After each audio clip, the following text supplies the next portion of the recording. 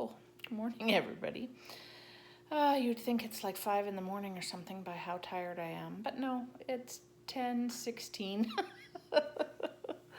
I like my sleep and I'm a sleeper inner, definitely for sure. I've been trying to get myself up earlier in the mornings, but the last couple of days I've been struggling again.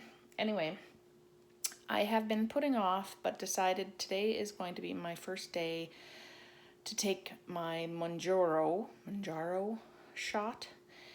I've been talking to my doctor and she has decided this is probably the best step for me, or the next step, something that I should do. So I'm going to walk you through it because I'm anxious. My head is in a weird spot and I'll share some of that with you in a blog post, but I wanted to just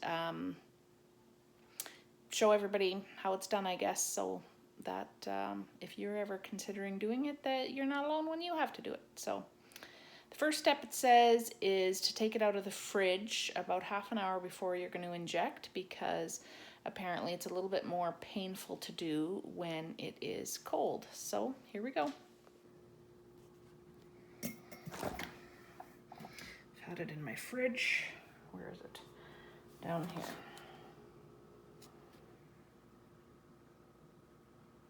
I'm at the very lowest dose, and I'm gonna take it out of the fridge. And we'll come back in about half an hour time.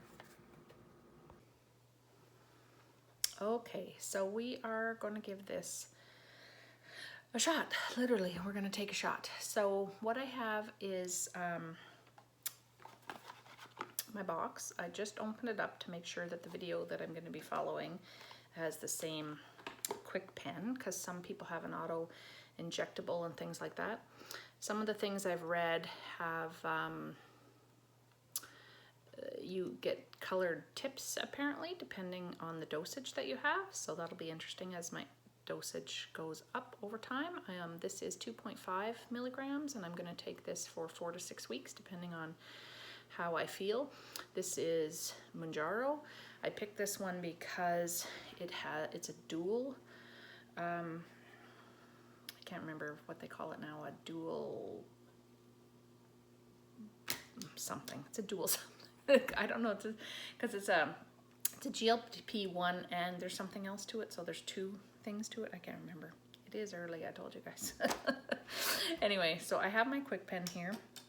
I went through some of our first aid kits and found some alcohol swabs, because apparently you're supposed to do that first, although I was reading about that because I had also chloride wipes, and so I was trying to find the difference, and some sites actually say it's not necessary as long as your skin is relatively clean. In fact, it can be less painful if you don't do it. So, and that there's no real evidence that as long as your skin is clean, that it's preventing infection or anything like that. It just makes it more painful. So who knows? I also have a sharps container because we're gonna have a needle that we need to dispose of, and you can get that at your local pharmacy. And then you also get a box of the sharps like this. I got a great big huge box. There's loads of them in here, but I haven't opened these up or used these either. So this whole thing is going to be a big experiment, you guys. Like I told you, I'm nervous, but I'm also just really emotional, I'm finding. I've been thinking about it like for weeks, and you just feel like you're a cheater, that you couldn't do this on your own, that you're a failure, things like that. And then you do the research and you're like, no, they're saying that there's something chemically wrong with me, and this should actually talk to my brain in a way that a lot of other people's bodies already do, and that's why when people just say you just need more willpower, or you just need to exercise more, or you know, all these things that I know I'm supposed to do, but my brain does not, it's not complying to what I'm trying to tell it, basically. And it's a bad cycle, because as soon as you put food in there, it doesn't happen. So anyway, I guess this video is going to be longer than I want because I end up rambling about how I'm feeling at the same time. But I think that's a big part of this process, is not just the injection, is all the stuff that's going around the decision to even try this in the first place. And it's not an easy choice for people, and I think that a lot of people will judge us, and so I think it's a little bit, it's hard. Anyway, inside the KwikPen box there are there's 2 different sets of instructions here. One is kind of all about your dosage, how to inject it, you know, changing your days. We're lucky because we're in the age of the internet, so there's so many things available. One of the things that I had been reading was about changing the injection site, and some people were saying that was kind of a mandatory thing, whereas some of the doctors that I've read said once you find an injection site that you find works good for you, just to keep using that site. I'm going to try in the stomach first, because my understanding is that the stomach gives you the best bang for your buck. I don't know if it gets into your bloodstream faster there, but something along those lines. But you can also have the worst side effects there. So I'm going to try it first and just see how I tolerate it. And if I tolerate it well, then great, because that's the spot they're saying is going to target what I need the most. And if I don't tolerate it very well, then I can switch and try it in my thigh. And if I still don't tolerate it very well, then I can try it in the back of your arm. You're always trying to do into the fatty tissue, not into a muscle, and not into a vein. And those are the 3 sites. Those are the only 3 sites that are approved from what I have been reading. So I am going to try into the stomach today once we get it all going here. The second piece of paper has the pictures, which you can follow, you know, as you're trying to do your first steps and see exactly how it works. But I prefer very visual, which is why I have logged up a video. The pen, I'm sure once we use it, we'll get used to how it works. But you can see parts of the end spiral out, and that gives you your dosage, because this pen actually has 4 doses in it. So you keep it in the fridge till you use your first dose, but then once you've used your first dose, it does not have to go back in the fridge. So I won't have to do that half an hour of waiting again like I did before. It stays good at room temperature as long as it doesn't go above 30 degrees. So don't keep it in your car or anything like that. And my house has air conditioning, so I'm lucky, because in Ottawa right now, it could easily get above 30 degrees here because it's been freaking hot. And we've got a fire ban, and it's super dry, and my garden looks like shite. Anyway, I have my video up and running, and so he's going to be talking in the background, and I'll be pausing, and we'll be kind of going through all of the steps together, okay? A Mounjaro KwikPen, a KwikPen compatible needle, a swab, a sharp disposal container, and a cotton wool ball or similar in case there's any spots of blood after you've injected. Before you begin, choose a day in the week to inject. It's up to you what time of day you'd like to inject, as long as you commit to injecting your medication on the same day every week. Okay, so I'm doing Mondays apparently. Remove your unused Mounjaro KwikPen from the fridge and wash your hands with soap and water. I just did that before too. too. Pull the pen cap straight off. Inspect the pen and the label, and don't use it if the medication name or the dose strength does not match your treatment plan, or if the pen is expired or looks damaged, or if the medication has been frozen, has any particles in it, it's cloudy, or it's discoloured. The liquid should be colourless to slightly yellow. If you can't remove the pen cap, gently twist the pen cap back and forth and then pull the pen cap straight off.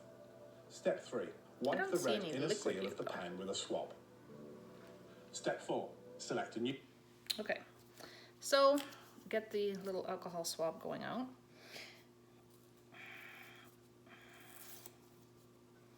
Maybe that is the liquid and I just can't tell that's a liquid because it's not moving. It just looks like empty glass from where I'm positioned, but okay, I'm supposed to take a swab and just do the end like that. Now I want to make it sure it dries, because I was reading about if things this doesn't dry properly, that can cause you pain, and I don't want it to be painful. New pen needle. Always use a new pen needle for each injection to help prevent infection and block needles. Pull the paper tab from the outer needle shield. Step 5. Push the cap. Okay, so I pulled out of my box. I'm going to show you, like, it's full of these things. So he has said, I'm just going to start by pulling this tab off. Oh yeah. And here you go. Let's see if I hang on. I gotta put that there, and then hit my finger there. No, I'm trying to get it so it's not so blurry for you guys, but I'm not having a lot of luck. Anyway, you can see the needle in there, can't you guys? Okay, next step. Tap the pen needle straight onto the pen and twist the pen needle on until it's tight. Step 6. Pull off the outer needle shield. Okay, push this on, and oh, I heard a pop there. I don't know if you guys did. And then it says, pull this off. Let's see if the green thing was supposed to come off at the same time. And keep it. This will be reused later on. This piece is going to be reused. Pull off the inner needle shield and dispose of the inner needle shield in your household bin. Step 7. Okay. Slowly turn the dose knob on your Mounjaro KwikPen until you hear 2 clicks. Okay, so the green tip is off. I'm supposed to turn this till I hear 2 clicks. And there's a line there that looks longer, like an extended needle. That's what he's asking me to do. And the extended line is showing in the dose window. This is the prime position. It can be corrected by turning the dose knob in either direction until the prime position lines up to the dose indicator. Okay, I got it. Step 8. Hold your pen with the needle pointing up. Tap the cartridge holder gently to collect any air bubbles at the top. Step 9. Release some liquid by pushing the dose knob in until it stops. Then slow. Okay. Push the bottom.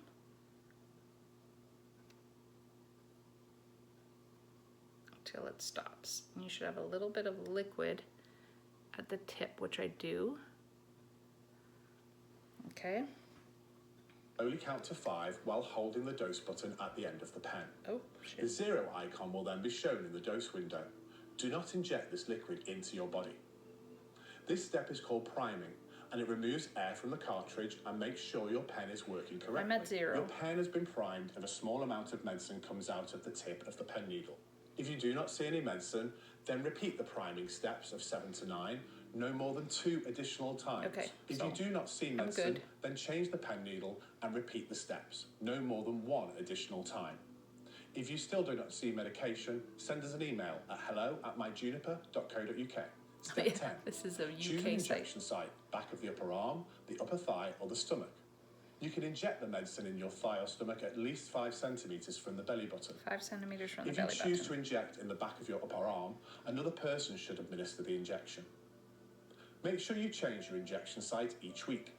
You may use the same area of your body, but be sure to choose a different injection site in that area to avoid irritation. Do not inject into an area where the skin is tender, bruised, red, or hard. And avoid injecting into areas with scars or stretch marks, as this can cause discomfort I'll have to and may watch for prevent the stretch marks, medication from probably. working effectively. To demonstrate, I'm administering Mounjaro into an injection pad, which is commonly used for medical training. But for you, please choose either the back of the upper arm, upper thigh, or stomach. Step 11. Turn the dose knob until it stops and the 1 icon is shown in the dose window. The 1 icon is equal to a full dose as stated on the pen. The volume of liquid administered is 0.6 mils, no matter which pen dosage you are using.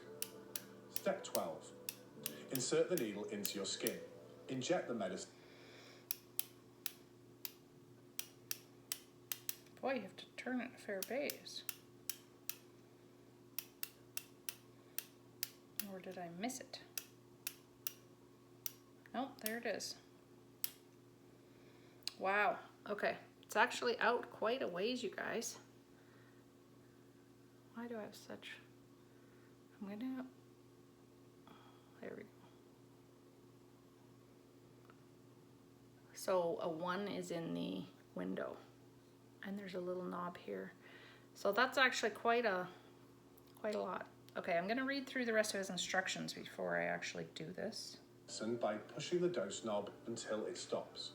Then slowly count to 5 Okay. while holding the dose knob. The 0 icon must be shown in the dose window before removing the needle from the skin. If the dose knob is hard to push, try pushing the dose knob more slowly to make it easier to inject. Your needle may also be blocked, so put on a new pen needle and prime the pen again. You may have dust, food or liquid inside the pen. Please dispose of this pen and email us at hello@myjuniper.co.uk. Step 13. Remove the needle from your skin. A drop of medicine on the needle tip is normal. It will not affect.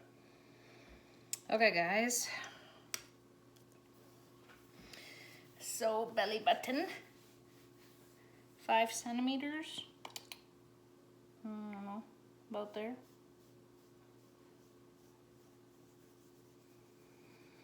I want to let that dry because that's one of the things I've been reading can cause pain if it's not dried. And I guess you just push that alcohol right into your system, so we'll see. Now, how do I even know what spot I alcoholed? God dang it. Okay. Needles in. Push slow.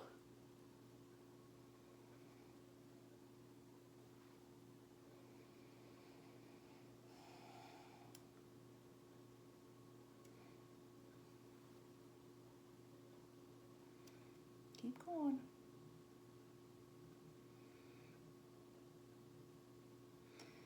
Okay, hold for 5, 4, 3, 2, 1. Okay, seems okay. Select your dose. Confirm the 0 icon is in the dose window. If you see the 0 icon in the dose window, you've received the full dose. If you don't see the 0 icon in the dose window, insert the needle back into your skin and finish the injection. And then there's 1, 2. Don't redial the dose. If you still don't think you've received the full dose, don't start over or repeat the injection. Step 14. Put light pressure on the injection site by pressing with a cotton ball or gauze. Do not rub the injection site. Step 15. Carefully replace the outer needle shield onto the needle. Step 16. Unscrew the cap needle and put the needle in a sharps container. Don't store the pen with the needle attached, as this can lead to leaking, the needle may get blocked, or air can enter the pen. Step 17. Replace the pen cap. Do not... Okay. I mean, teeny tiny little bit of blood there. Okay, then how do I get this thing off? Oh, I was probably supposed to put this lid on first so I don't cut myself. Smart. Okay, put the lid on, then twist this off. Pull. This goes into the sharps container. So if you've never seen a sharps container, it just looks like this, so it can't come back out. It won't poke anybody in your garbage. And then you take that later to the pharmacy. So then I just put this lid back on straight, and I think that's it. Not store the pen without the pen cap attached. You may store your used pen at room temperature up to 30 degrees Celsius after your injection. Make sure to keep it away from heat and out of the sight and reach of children. Dispose of the pen 30 days after first using it, and after using 4 weekly doses, or once it's been out of the fridge for 30 days. Okay guys, that's all of the instructions that I got from him, and basically follow the same protocol that was in the step-by-step handouts there. What I'm gonna need to do is buy some more alcohol wipes, or I mean I can look through all my first aid kits first and use up some of them, but I'm gonna need to get more of those. And then I just dispose of this little green thing and my alcohol swabs and my little tissue, and that's it. So going forward, it won't be near of a process because I'll know how to do it. When I turn the pen next time, I'll turn it all the way to dose 2, I believe, and then give it a shot. So that'll be next Monday. I did it today because I don't have any big plans coming up in the next couple of days. I had some things going on the weekend and I really wasn't sure how I would be feeling after my first dose. You can get diarrhea, constipation, bloating, nausea, all those fun things, and I really hate all those things, honestly. So I really want to try to avoid them. I've been looking up foods that help, and so I think the good thing about this is, like, it's not the easy fix that everybody thinks. I don't think it's just take this and then eat whatever the hell you want. It's not going to be like that. Like, it takes away the food noise, and I don't know what that's going to be like. Like, I can't even remember when, like, even when I was a kid, you know, like, we had a little snack cupboard that had cookies in, and we had peanut butter in the cupboard, and we had ice cream in the freezer. Nothing bad. My mom, we fed us very well. We had nice balanced meals, few treats in the house, but I was the one who would keep going in there and see if I could sneak a cookie without my mom really noticing, you know, get a spoonful of ice cream out of the freezer without mom saying anything, you know. And so I have had that food noise since I was a kid. And I think that's what's really made me realize that I'm different than other people. Not everybody else in the world, you know, necessarily. But I mean, I think there are some of us who do not have the same brain chemistry. We don't have the same hormone levels, whatever it is, because I do, you know, my brain is constantly thinking, how can I eat that? When can I eat that? If I sneak this, if I sneak that. Yesterday I was watching The Biggest Loser special. And, you know, some of what those folks were saying just hit home a little too hard about, like, sitting in your car and eating something and then nobody else knows that that's what you're doing. And, you know, it's such childish behavior. And as a teacher and a mom, it seems ridiculous that I would be doing that as an adult. But again, it's like my brain is broken. Like, I feel like that, right? And so I'm really hoping that this medication just takes some of that thought process away, because there's so much guilt and shame that comes with those feelings.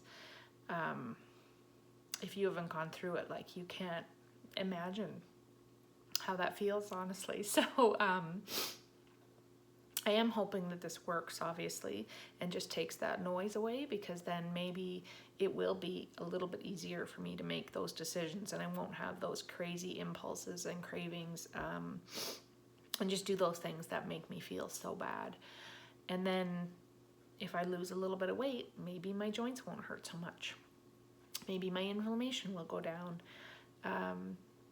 Maybe I'll be able to go for a longer bike ride. Maybe I'll be able to do over half of the yoga class. Like, I was going to yoga and I was alternating my exercises. And then I got to the point where I had to alternate almost 80% of the class. And that does not feel good. You know, switching one or two, like, oh, sure, I can't do a pigeon pose because I can't go on my knees, fine. But when you get to the point where you couldn't do anything anymore,